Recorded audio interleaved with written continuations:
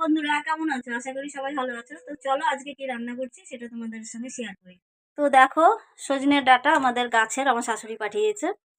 সজনের ডাঁটা কেটে নিয়েছি, আলু, বেগুন, উচ্ছে, বড়ি আমার শাশুড়ি পাঠিয়েছে, আর বড়িটাও দেশের, আর টমেটো কেটে নিয়েছি। এবার ধুয়ে নিই, দিয়ে তারপরে রান্নাটা শুরু করছি।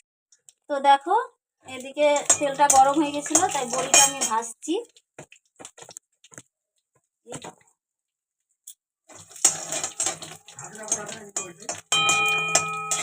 জানি না।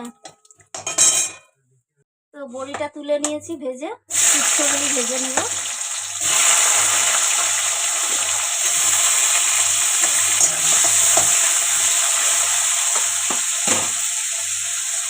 তো দেখো, সবজিগুলি ভেজে তুলে নিয়েছি।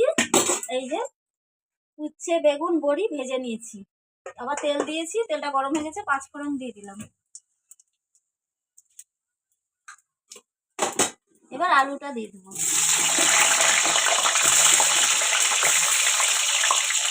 তো দেখতে পেয়েছ, আলুটা ভাজা হয়ে গেছে, পুরো লাল। তো আমি এবার টমেটোটা দিয়ে দিলাম।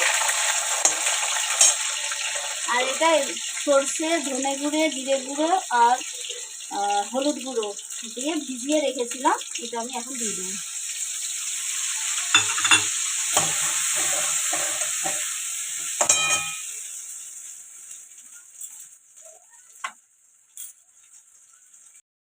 তো এবার দিয়ে দেবো লবণটা।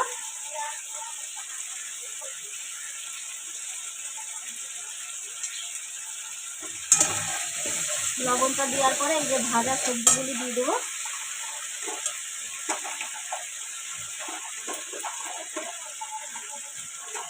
বড়িটা এখন দেবো না, পরে দেবো। আর এদিকে এই যে সজনে ডাঁটাটা ধুয়ে রেখেছিলাম, ভাজিনি। এটা একদম কচি, তো ওই জন্য ভাজিনি। একটু এটাকে কষাবো দিয়ে। দেখো, ভালো মতন কষানো হয়ে গেছে, তেল ছাড়তে লেগেছে। তো আমি এখন জলটা দিয়ে দেবো পরিমাণ মতো।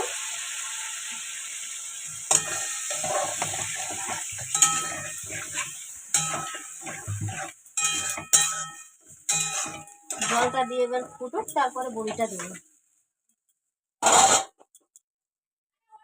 তো তরকারিটা দেখি। দেখো, ঝোলটা ফুটছে, আর এই যে আলুটা সেদ্ধ হয়ে গেছে। এই বড়িগুলি দিয়ে দেবো।